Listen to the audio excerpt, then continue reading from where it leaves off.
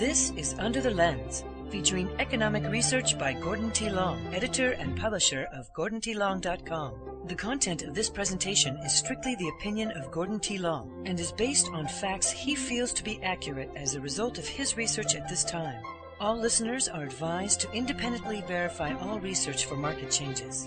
The following opinions are not in any way a solicitation for business, nor should they be considered investment advice.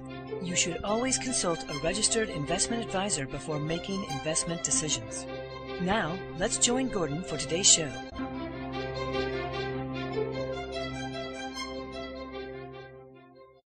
Good morning. It is Wednesday, November the 20th, 2013. I'm Gord Long at GordonTLong.com. As is normally the case, I have a lot of charts for us to go through this morning, so therefore I will pass over some of them quickly, but leave you to examine them further at your leisure. You'll need to open your viewer to full screen viewing, or you'll not be able to see some of the detail I'll be discussing. A reminder, before we begin, do not trade from any of these slides. They are for educational and discussion purposes only. The purpose of the audio is to discuss key developments in those areas not specifically updated in this month's Global Macro Tipping Points Research Report document. The research document this month updates the regional economies of the world. Therefore, the slides this morning will focus on the other three report areas of the Global Macro Tipping Points Report: global risk and tipping points, the macroeconomics, and U.S. economic developments. As I often do, I would like to tie them together in a discussion of what I will call political paralysis. I want to focus on the interrelationship and central importance of public policy, fiscal policy, monetary policy working as a whole. When this doesn't occur or gets out of balance and distorted, then often fatal political problems quickly emerge, problems which our policy levers then fail to steer us clear of. As such, I want to discuss policy in a capitalist system, dysfunctional policy, how socialism comes to dominate, the catalyst, which is a crisis of trust, the failure of democracies, and the critically important understanding, the new global complexity that is now upon us. Public, fiscal, and monetary policy are closely linked in a closed-loop feedback system. One affects the other and is dependent on all of the others. The linkage of public and fiscal policy determines and guides sovereign societies' incentives and motivations. It encourages risk-taking in a capitalist system and fosters innovation. The linkage, however, of the fiscal and monetary policy sets the stage for the country's business and investment environment. It instills the sense of confidence and trust which risk-taking and innovation will spring from. As easy as these words are to describe what the goals are, achieving them takes skilled and full political leadership to design and gain consensus, and to ensure continually happen on an ongoing basis. Successful policy will attract capital and investment.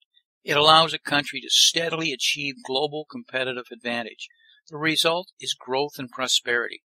The fall of the USSR and the end of the Cold War prove that a capitalist system will consistently outperform a centrally planned socialist system over time.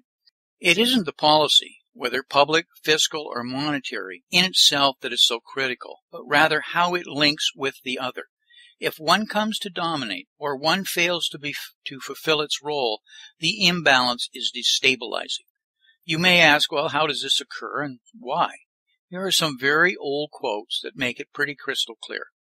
Quote, "The American Republic will endure until the day Congress discovers that it can bribe the public with the public's money."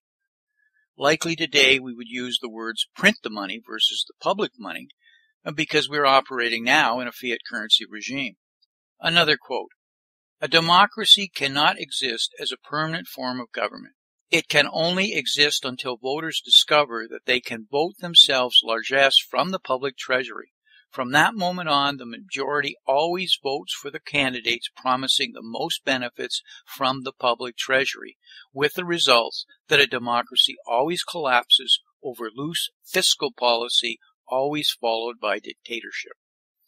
I recall U.S. presidential candidate George Romney in the last election getting hammered when it was leaked that he was concerned that this may be the last election where it was even close to 50% being not dependent on a government largesse and the last chance to save the republic. He lost to Obamacare, food stamps, etc., and the other socialist entitlement promises. Let's go back to those linkages again.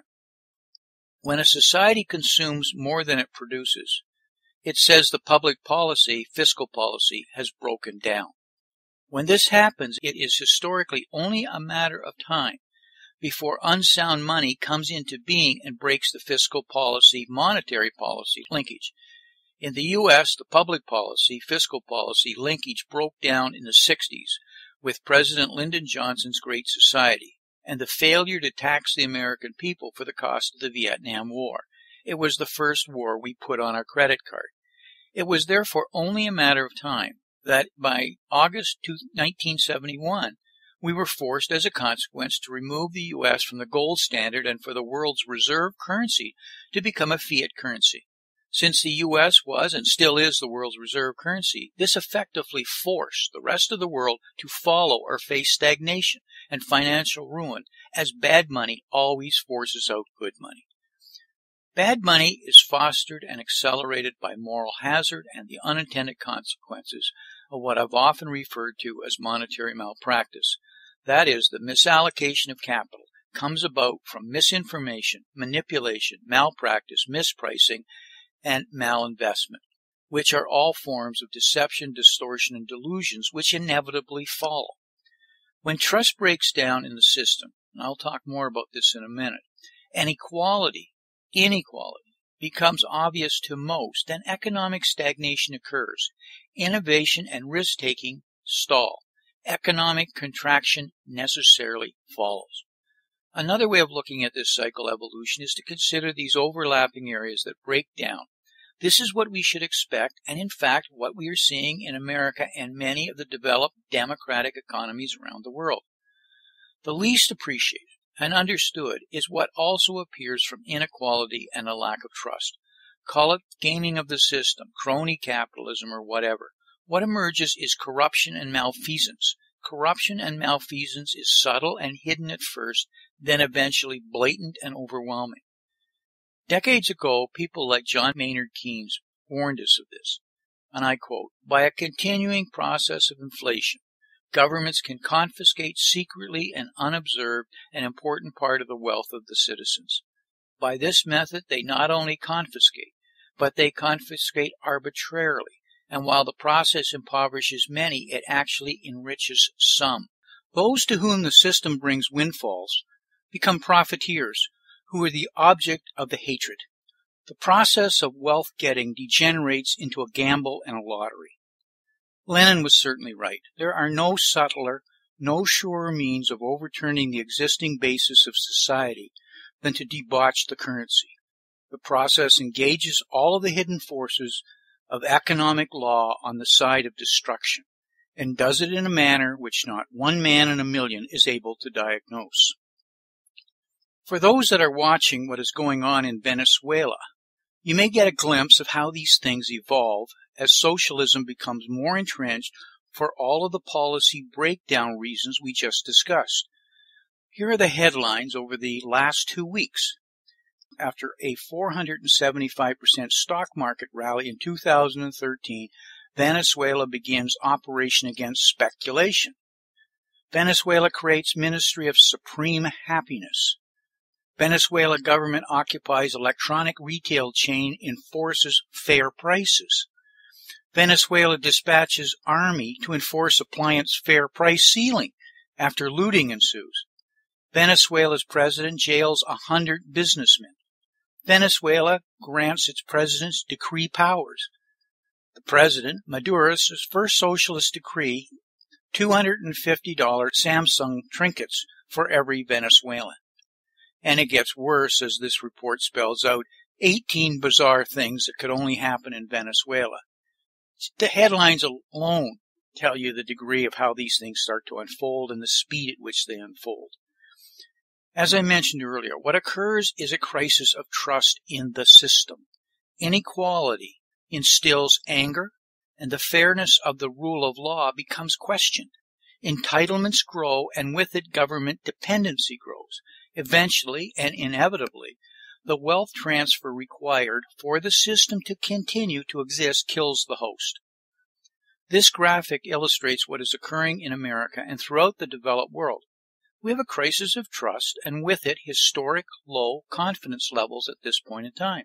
We have uncertainty and cynicism in public policy and political leadership, or the lack of political leadership.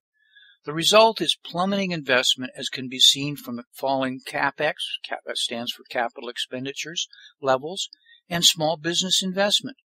I've shown these charts many times, and they've been falling off for years at a steady rate. Why? And this is the reason. With this, you get slowing growth and a lack of jobs. This isn't rocket science, but it seems no one wants to think about it, or at least think it through, or if they have, talk about it. With polarization and political gridlock, governments quickly become dysfunctional. There is a breakdown in the ability to address and resolve issues, if at all, but certainly in a timely fashion. There becomes an inability to implement austerity programs, and quickly voters vote only what they want and not necessarily what is right for future generations, for their children. They're voting for me. As bad as what I'm just describing it is getting worse because of a major new development, and that is globalization. Globalization greatly compounds the problem because of the complexity and fragility of the global financial system. It has evolved. It was never designed. The global financial system is untested and ripe for shocks to cause significant cascading disruptions and possibly even worse. Sovereign countries' problems are often structural and difficult to address. Globalization problems are systemic problems, and we don't yet have effective institutions in place to address these problems. The IMF, World Bank, and UN are simply incapable of addressing the major issues effectively, even if they believe it to be their mandate, which normally they quickly dispel any attempts to make it belong to them. Every Davos conference of the World Economic Forum, which is probably one of the only successful coordinating facilities operating right now, has consistently spelled out that the ongoing global governance failure is one of the world's biggest interconnecting risks. Currency wars, competitive devaluation, forced capital controls, etc., are all central to monetary policy and are consistently left at the sovereign level to wage as effectively a new form of warfare. Political leadership is required. Unfortunately, the type of leadership is a rare commodity and sorely missing. It appears the system no longer attracts the type of individuals that have the necessary qualities that will take to resolve these issues. History tells us that people will reach out for leadership as things continue to deteriorate. The leadership that often arises is strong and forceful, but normally and often takes the country in a completely wrong direction. Let's hope that history does not repeat itself again, though the path is well worn and we're clearly on it. In closing, I'd like to take a moment as a reminder, do not trade from any of these slides. They are for educational and discussion purposes only. As negative as these comments may be, there has seldom been a better time for investing. However, it requires careful analysis and not following what has traditionally been the true and tried approaches. Do your reading. Make sure you have a very knowledgeable and well-informed financial advisor. So until we talk again, may 2013 turn out to be an outstanding investment year for you. Thank you for listening. This has been Gordon T. Long, editor and publisher of GordonTLong.com. New recordings are posted regularly and can be found at GordonTLong.com. New show notifications are available through RSS feed, iTunes, and other social networking venues at GordonTLong.com.